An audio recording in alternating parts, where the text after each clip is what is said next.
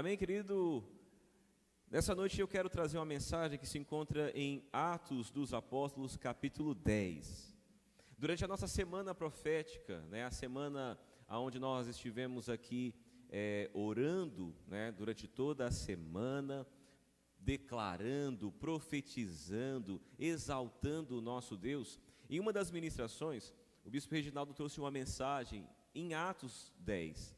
E quando encerrou a mensagem, eu falei: Deus, eu vou estudar um pouco sobre algo que aconteceu nesse capítulo. E eu falei: olha, eu vou pregar uma mensagem também sobre isso, Deus falou muito comigo na mensagem. Eu falei: olha, eu vou estudar, eu vou ver o que Deus tem para nós ainda mais neste capítulo. E me lancei sobre isso, e hoje aprove o Senhor que eu trouxesse a mensagem, e eu já estava separando algo quando viesse a oportunidade, e aprove o Senhor que fosse hoje. Então abra sua Bíblia, por favor, Atos, capítulo 10, e assim que você achar, diga amém. Quem não achou, diga misericórdia. Todo mundo achou, amém? Atos, capítulo 10, verso 34.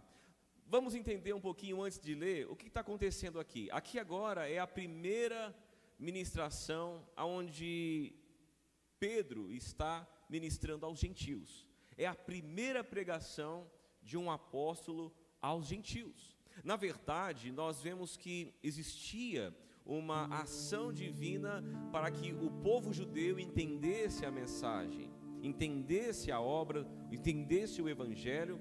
Então vem ali uma perseguição sobre Jerusalém, os apóstolos, então, juntamente com a congregação, dispersa, dissipada em outros lugares, e Pedro agora se encontra na casa de um homem chamado Cornélio, gentil, um homem romano, e ali ele está ministrando uma mensagem. E qual seria a mensagem, a primeira mensagem que um apóstolo que viu Jesus, andou com Jesus, ministraria ao povo? Então essa foi a minha intenção de entender essa pregação. E eu quero ler com você um pouco, vamos lá.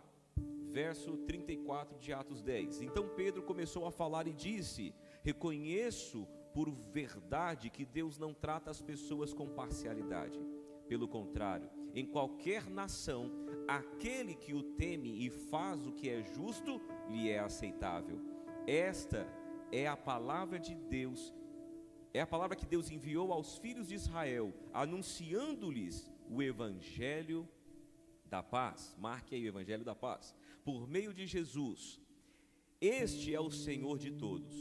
Vocês sabem que o que aconteceu em toda a Judéia, tendo começado na Galileia, depois do batismo que João pregou, como Deus ungiu a Jesus de Nazaré com o Espírito Santo e com poder.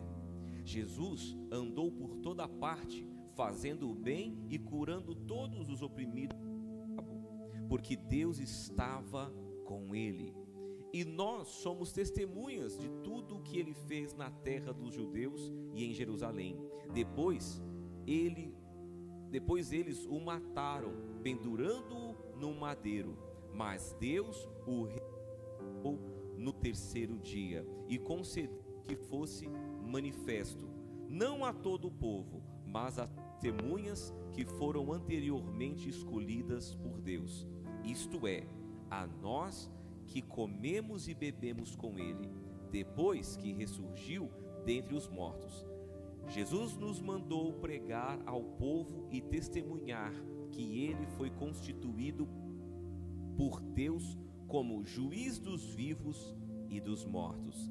Dele todos os profetas dão testemunho de que, por meio do seu nome, todo o que nele crê recebe remissão dos pecados. Amém? Primeira mensagem então aos gentios, ao povo que não conhecia Deus, o povo distante de Deus, o povo que, segundo a lei, estava apartado, não era o povo separado. Esta foi a mensagem.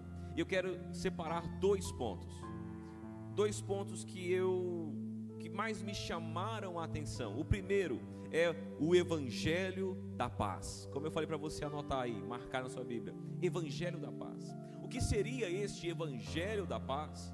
Nós podemos ver isso em Romanos capítulo 5, verso 1 e o 2. Romanos capítulo 5, 1 e 2.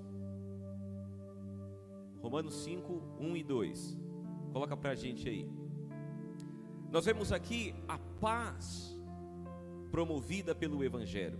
Mas para entender que houve um Evangelho da paz, nós precisamos entender que antes da paz ser anunciada e promovida, então havia guerra, havia separação, havia isolamento. Então Romanos 5:1 diz: tendo sido, pois, justificados pela fé, temos paz com Deus, por meio do nosso Senhor Jesus Cristo. Verso 2: pelo qual também temos entrada pela fé a esta graça, na qual estamos firmes e nos gloriamos na esperança da glória de Deus.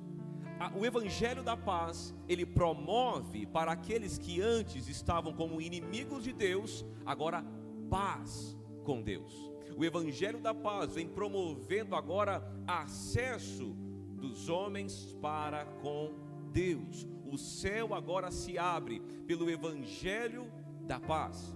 E nós vemos também em Efésios capítulo 2, verso 17 e verso 18. Agora temos acesso à família de Deus, acesso a Deus, e também nos tornamos família de Deus. Efésios 2:17 diz assim: e vindo ele evangelizou a paz a vós que estáveis longe e aos que estavam perto. Verso 18: porque por ele ambos temos acesso ao Pai em um mesmo Espírito. Agora temos acesso ao Pai e também nos tornamos agora família de Deus. O Evangelho de Deus então promove paz entre os homens e acesso agora a Deus, a presença de Deus, e nos torna família de Deus. Efésios 6 verso 15, você sabe, está falando das armaduras de Deus, e esse Evangelho da Paz também agora é anunciado, mas agora na perspectiva de homens que reconheceram a Deus, a beleza do Senhor, entenderam quem são, fazem parte da família de Deus e agora estão incumbidos. Há agora uma expectativa do céu e um dever para aqueles que agora são filhos de Deus, que é calçar as sandálias da preparação do Evangelho da Paz. O Evangelho me é anunciado, me torna alguém em Deus e me comissiona também a levar este Evangelho. Esse é o Evangelho da Paz anunciado por Jesus e também agora ratificado pelos apóstolos. A primeira mensagem então, a proclamação do Evangelho da Paz. O segundo ponto também que chamou a atenção é a tratativa do pecado. Ele encerra trazendo o entendimento de que todos os profetas dão testemunhos de que por meio do nome de Jesus Cristo, todo aquele que crê recebe remissão dos seus pecados. A remissão do pecado então é anunciado também por este Evangelho. A mensagem apostólica vem trazendo remissão dos pecados, arrependimento e remissão. E essa mensagem do Evangelho que é anunciado agora, não é anunciado apenas aqui, mas antes mesmo de Cristo iniciar o seu ministério, João Batista prepara o caminho para o Messias, também trazendo o foco: arrependei-vos, pois é chegado o reino de Deus. Vindo Jesus a ser batizado por este mesmo João que pregava essa mensagem, Jesus é batizado, é levado ao deserto durante 40 dias, ali ele volta, ele é alimentado e ele começa a pregar. E a sua primeira pregação é: arrependei-vos, pois está perto o reino de Deus. A mesma mensagem de arrependimento. E uma coisa que nós entendemos, quando a Bíblia fala muito acerca de uma coisa, é porque é muito importante, não deve ser deixado de lado. Então, o Evangelho da Paz e o arrependimento para a salvação. Aqui nós entendemos então que esse Evangelho, da parte dos homens, requer arrependimento, da parte de Deus, perdão e remissão. Para nós, então, que já entendemos esse evangelho, já há arrependimento em nós. Da parte de Deus, não há mais o que ser feito, porque a remissão dos pecados já estão aí, a redenção já está acessível, perdão já foi liberado. Então, o que nos resta então? Se tudo já está feito, o que nos resta então? A questão então está resolvida? Em parte sim, a parte de Deus já está resolvido, da parte de Deus já está consumado. O ato máximo da redenção de Deus, a cruz de Jesus, o próprio Deus, o Filho de Deus, sim, o Deus encarnado, já está feito. Estamos cumprindo a nossa parte no plano da salvação. Está feito. Em parte então está feito. Mas João capítulo 15, no verso 4 diz: permanecei em mim e eu também permanecerei em vós. O permanecer então agora se torna um desafio, apesar de tudo que é necessário já ter sido promovido, o permanecer ainda se torna um desafio. E para entender bem isso, eu quero olhar para a congregação do deserto. Êxodo, quando o povo está saindo do Egito, há uma congregação agora no deserto. Êxodo capítulo 19, verso 16 ao 20. Êxodo 19. Você que está com a sua Bíblia aí, acompanhe. Se você não tiver, vai ser colocado no telão, mas acompanhe, por favor. Êxodo 19, verso 16. Ao amanhecer do terceiro dia, houve trovões e relâmpagos. Uma espessa nuvem cobriu o monte e ouviu-se um forte som de trombeta, de maneira que todo o povo que estava no arraial tremeu de medo.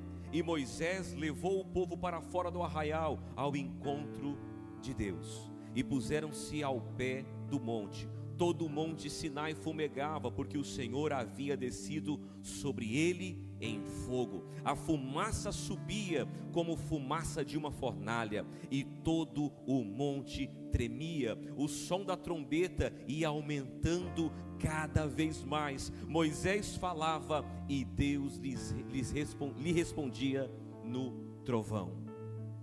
Eu quero que você tente imaginar essa cena: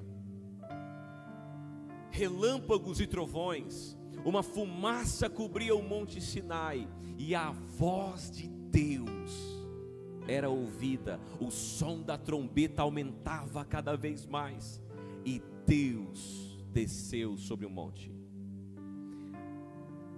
Um momento extraordinário. Mas Êxodo capítulo 20, o capítulo na sequência, diz que o povo não quis se aproximar de Deus. O povo ficou temeroso, como nós lemos no 19, e não quis se aproximar. O povo ficou à distância do monte. E no capítulo 20, verso 18, todo o povo presenciou os trovões, os relâmpagos, o som da trombeta e o monte fumegante. E o povo observando, tremeu de medo e ficou de longe. Disseram a Moisés: fala-nos você e ouviremos, porém não fale Deus conosco, para que não morramos. Uma cena extraordinária. O povo recua, mas Moisés entra na presença de Deus, enquanto os demais ficam apenas olhando, apenas observando. A intenção de Deus nessa aparição extraordinária, cinematográfica, não era produzir apenas medo, não era apenas produzir temor no coração do povo, mas Deus tinha a intenção de transformá-lo pelo meio de uma contemplação real de quem era Deus. A intenção de Deus não era apenas mostrar que Ele tinha capacidade de se revelar como fogo, não era apenas mostrar que a sua voz era como de um trovão, não era mostrar que Ele tinha poder para fazer tremer todo o monte, mas a intenção de Deus era que o povo pudesse contemplá-lo na extraordinária essência do seu ser. O povo estava diante de Deus, de forma real, literal. A intenção então de Deus era promover transformação por meio de contemplação. Um povo igual a Deus, era a intenção que Deus estava ali, tornar esse povo igual, iniciando então ali no Monte Sinai, dando continuidade após no tabernáculo e pela sua lei. Um povo que iria se aperfeiçoando na identidade de Deus, tendo um referencial de Deus ali agora primeiramente por uma contemplação. Porque Deus é tão extraordinário que Ele não estabelece a sua lei sem antes se revelar.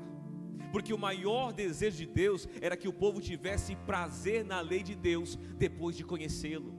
Conhecendo Deus, eles teriam prazer na lei de Deus. A lei não seria mais um peso, a lei não seria mais difícil de ser cumprida se eles tivessem tido a experiência de contemplar Deus. Mas ao invés disso, recuaram, tiveram medo de Deus e colocaram e promoveram alguém, uma ajuda profissional diante deles. Mandaram os pastores para contemplarem Deus e nos trazerem um resumo. E a lei de Deus então se tornou algo tão difícil, estranho, um corpo estranho na vida de alguém que nunca contemplou a Deus. O povo então a gente tem a ideia equivocada de que a lei, ela era o meio pelo qual Deus salvava o povo antes de Jesus, mas isso não é verdade. Isso não é verdade. Por quê? Porque a lei foi promovida depois que Deus já estava operando salvação. Deus já havia libertado o povo do Egito. A lei era o meio pelo qual as pessoas iriam conhecer e se tornar cada vez mais parecidas com Deus. Era o meio do povo se identificar com Deus, porque o povo já havia sido salvo quando veio a lei. O povo já havia sido escolhido, já havia sido separado, já era um povo de Deus antes da existência da lei. Então a lei não era o meio pelo qual as pessoas se salvavam, Deus já estava operando. A lei não era o meio pelo qual Deus fazia milagre, porque Deus já estava fazendo milagre, Deus já estava provisionando, Deus já estava guardando, Deus já estava livrando, trazendo alimento, trazendo proteção do sol, trazendo proteção do frio. A lei não era o meio pelo qual as pessoas, em obediência a ela, conseguiam algo de Deus. A lei era apenas para aperfeiçoar o caráter daqueles que já estavam sendo salvos por Deus. Portanto, ela não salva, apenas aperfeiçoa aqueles que contemplam a Deus. E mesmo diante dessa experiência extraordinária, porque mesmo que o povo não chegou a contemplar de maneira íntima Deus, eles viram que existia um Deus extraordinário. E mesmo diante dessa experiência, o povo ainda cai em apostasia. Eu volto para o começo, já entendemos o evangelho da paz e a necessidade do arrependimento. O conhecimento não salva. O conhecimento não salva. O fato de sabermos que existe um Deus tremendo, que abala montes, que faz os montes se derreterem na sua presença, também não salva. O povo ainda pode voltar à apostasia. Paulo, ele pega essa comparação, e eu quero que você avance, por favor, em 2 Coríntios capítulo 3. 2 Coríntios capítulo 3, nós vemos Paulo agora usando esse exemplo do Sinai, para trazer a identidade sobre os filhos de Deus e a oportunidade. 2 Coríntios capítulo 3,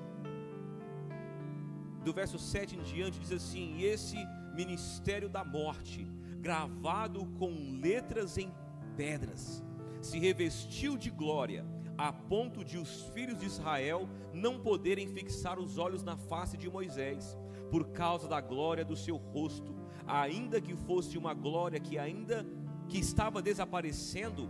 Como não será de maior glória o ministério do Espírito? Porque se o ministério da condenação teve glória, em muito maior proporção será glorioso o ministério da justiça. Pois neste particular, o que era glorioso já não tem mais glória diante da glória atual, que é muito maior. Porque se o que estava desaparecendo teve a sua glória, muito mais glória tem o que é permanente.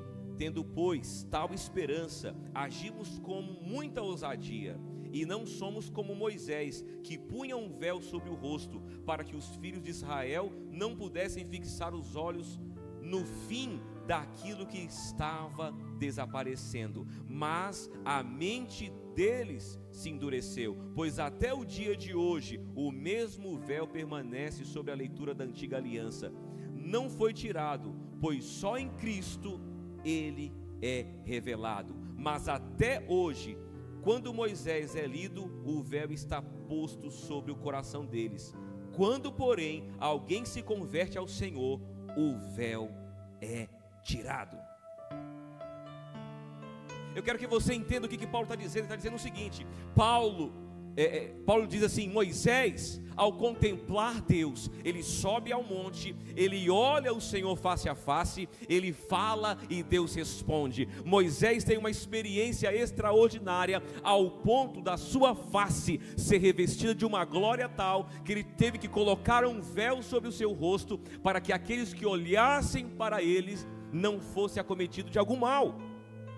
Uma glória extraordinária. Deus veio naquele lugar, esteve face a face com Deus, e Deus dividiu, ou Deus compartilhou com ele uma glória. Paulo está dizendo: essa glória foi extraordinária, mas passageira. Essa glória passageira produziu algo tão extraordinário que eles tiveram que tampar o rosto. Essa glória tal que agora vos anuncio, essa esperança tal, não mais como aquela antiga, não mais como a lei anterior, não mais como aquela experiência do monte. Agora é uma glória eterna que permanece na presença de Jesus Cristo. Se aquilo que aconteceu naquele tempo teve tamanha glória e aquilo era passageiro, quanto mais essa glória que é eterna. Ele está dizendo o quê? Que aquilo foi extraordinário para aquele momento, mas ele está dizendo que essa glória que está diante dos homens supera em muito aquilo que foi anunciado no Monte Sinai. Um permanecer que não é a partir daquilo que eu compreendo de Deus, mas a partir de uma contemplação que gerará no meu coração um fascínio tal por uma glória que é muito maior do que aquilo que aconteceu ainda no deserto. O que era momentâneo e passageiro teve a sua glória.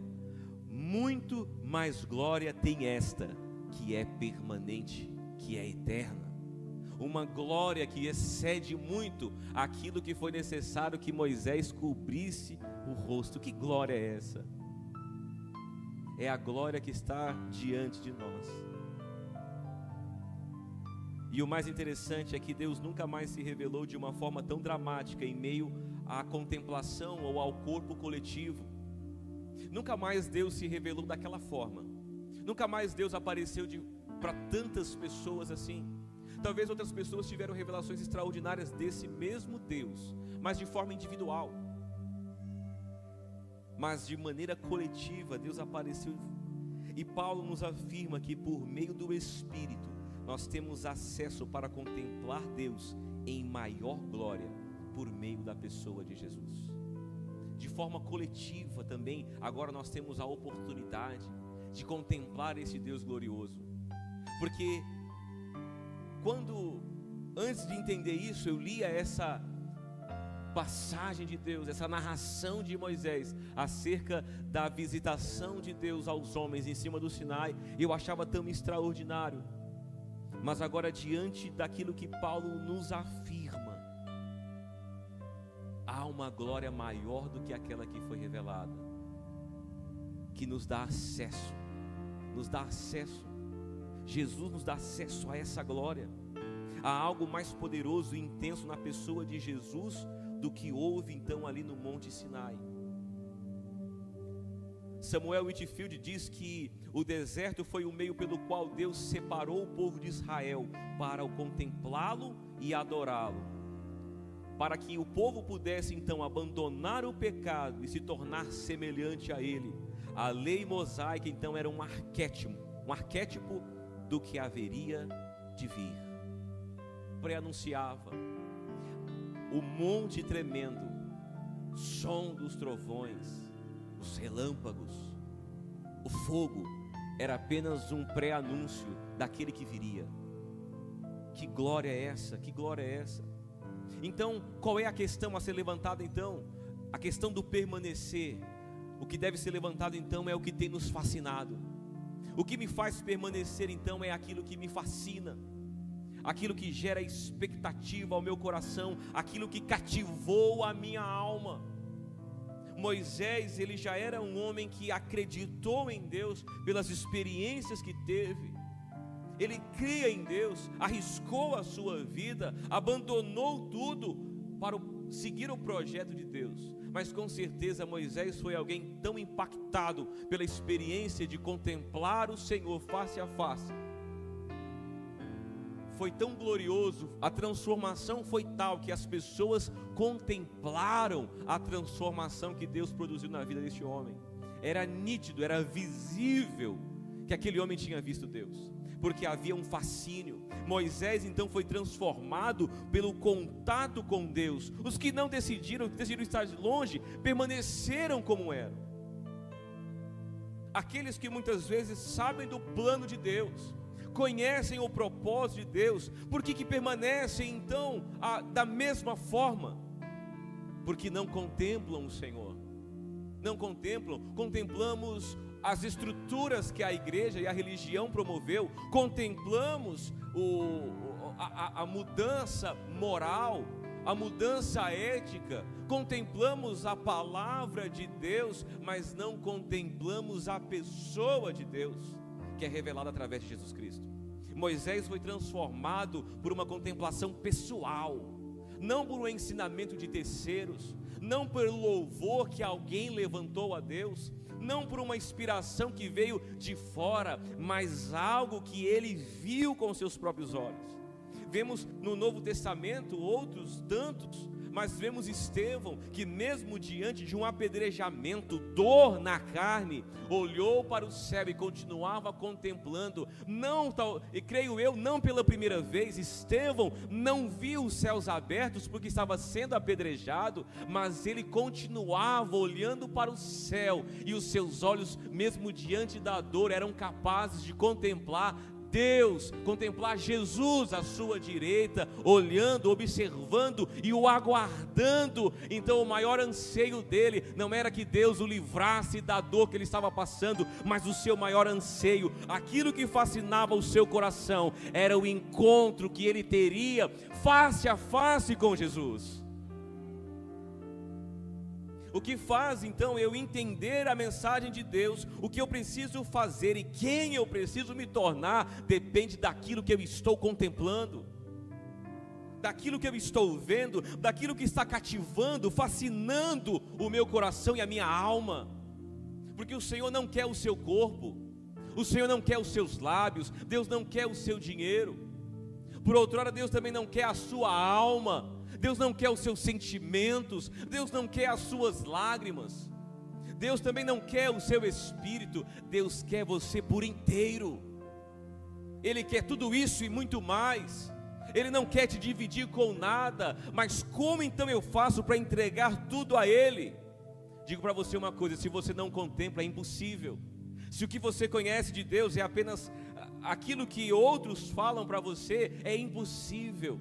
O que nos fará dispostos a entregar tudo é o Deus que eu estou contemplando, é o Deus que eu estou fascinado, é o Deus que tem me atraído, é o Deus que arranca as minhas lágrimas. O meu dinheiro pouco importa, porque Ele já tem o meu tudo, Ele já ganhou o meu coração, Ele já ganhou a minha alma. O que é o dinheiro diante de tudo isso? O que é a minha família? O que é a vida? O que é a minha existência diante de um Deus tão extraordinário, um Deus que tem me fascinado? É fácil morrer para um Deus que me fascinou. É fácil morrer para quem se ama. Vemos o próprio Paulo, foi transformado pelo contato. Quem és tu que agora me cegas? Jesus pergunta: Paulo, ou na verdade Saulo, por que me persegue? Senhor, quem és tu? Eu sou Jesus. Esse Jesus fascinou Paulo de tal forma que ele julga tudo o que ele tinha, tudo que ele lutou a vida toda, tudo aquilo que ele foi ensinado, toda a lei, toda a doutrina, toda a riqueza que passou nas suas mãos, ele considerou isso tudo como lixo. Não é nada, porque os meus olhos contemplaram o Senhor da glória, os meus olhos viram a salvação. Então tudo que há ao meu redor, nada disso importa, porque os meus olhos contemplam. E Paulo nunca mais deixou de olhar para ele. Isso o motivou a passar por naufrágios, perseguições, açoites, apedrejamentos, prisões incontáveis, sofrimentos que não foram narrados, talvez medos, talvez sofrimentos, frio, fome, sede, nudez, abandono. Tudo isso, nada ele colocou na conta, porque os olhos dele continuavam a contemplar o Deus da glória, o Rei da eternidade. Isso é suficiente para me fazer permanecer nele, para entregar a minha vida a ele. Porque muitos de nós então conhecemos, estamos vindo ao culto, sabemos a história de Jesus do começo ao fim, lemos a Bíblia de capa a capa e nada acontece, porque estamos fixados em teorias, estamos fixados em métodos e não estamos olhando para Ele. O povo do deserto viu a glória de Deus e ainda assim morreram ali, ainda assim pereceram ali. Eles desejaram sair do Egito com uma promessa de alcançar uma terra prometida, nem chegaram lá. Por quê? Porque eles olharam que não, Deus, então Moisés, vai lá e nos conte o que Ele te falou. Com muito temor eu digo isso: o que Deus falou para alguém acerca de você não muda nada na sua vida. O que alguém disse ao seu respeito não diz nada, não muda uma vírgula na sua vida. O que diz respeito a você é o que você está contemplando, é o que o próprio diz, o que sai da boca do próprio Deus em sua direção diz a respeito de você. É o que Deus diz, Ele diz a você. Não se contente com experiências de terceiros para edificar a sua fé, não será suficiente, não será suficiente.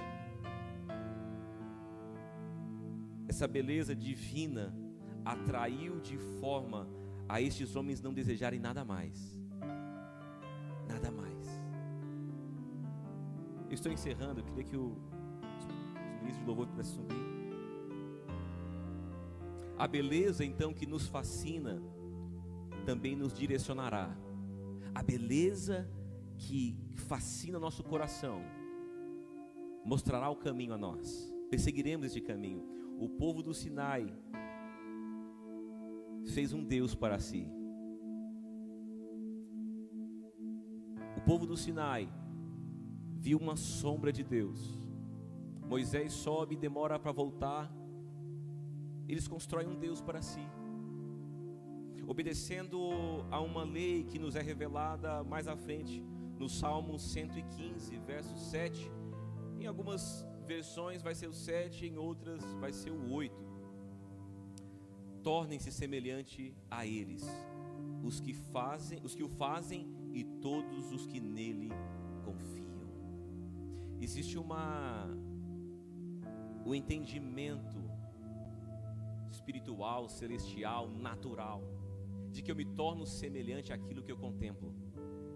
Eu me torno semelhante. O que eu admiro, o que eu contemplo, eu me torno semelhante, eu me torno parecido. Quem nós estamos parecendo? Quem estamos parecendo? Estamos parecendo com treinadores? Estamos parecendo com artistas? Estamos parecendo com cantores? A quem estamos parecendo? A semelhança de quem a nossa vida e ao que? Talvez a riqueza que mais desejamos, o que contemplamos, o que está diante dos nossos olhos, a corrupção, a nossa família, o que está diante de nós? Eu digo para você, o que você contempla, você se torna. Queremos nos tornar parecidos com Jesus? Contemplemos Jesus, contemplemos Jesus, contemplemos Jesus, porque tornem-se semelhante a eles, aqueles que o contemplam.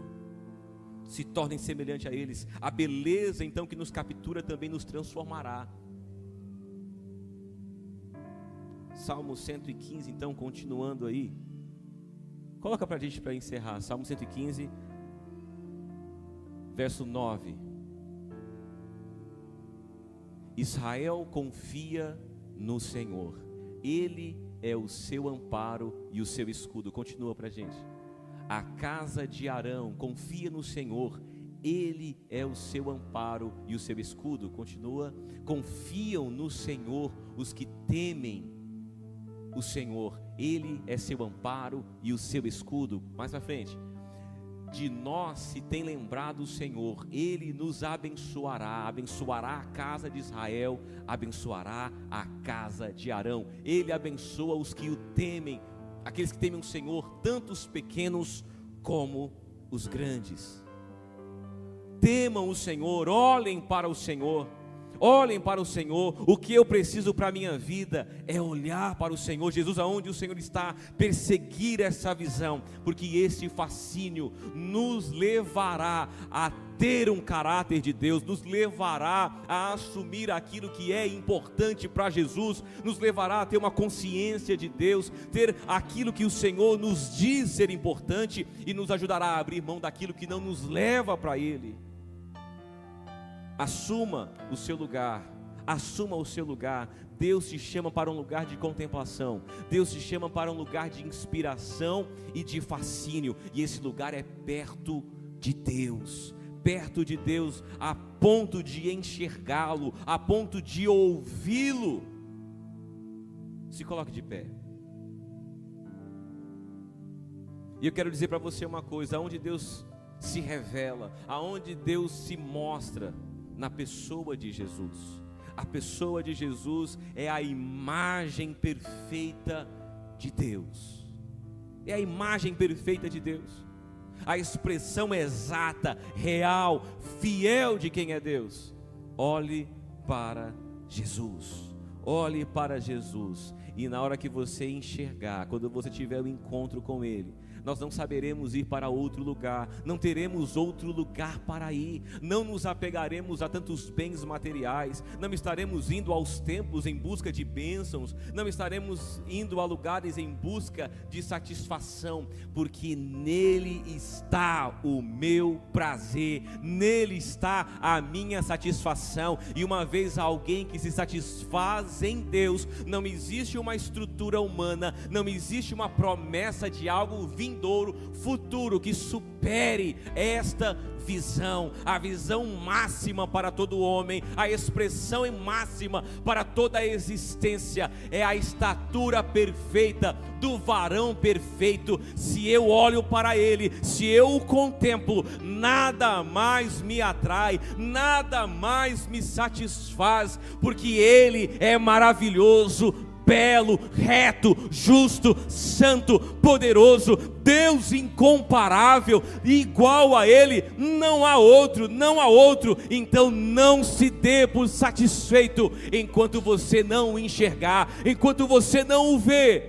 Não pare de clamar, não pare de pedir, não pare de seguir o seu comando. Se você não consegue enxergá-lo ainda, olhe para a palavra de Deus, leia a palavra de Deus, ouça o seu irmão, caminhe com ele, continue andando, chame para perto, esteja aonde Deus deseja que você esteja, ajoelhado, prostrando, clamando, até que ele venha, até que ele se revele, até que ele se manifeste na sua vida, até que você seja satisfeito nele. E entenda uma coisa: ele é eterno. Não haverá um dia em que não haverá uma novidade, não haverá um dia em que estaremos cheios demais, em que estaremos satisfeitos demais, porque na sua eternidade ele é eternamente santo, eternamente bondoso, eternamente fiel, eternamente misericordioso, salvador. Ele é eternamente justo, ele é eternamente reparador, ele é eternamente amável. Deus é tudo o que temos, tudo o que temos está nele.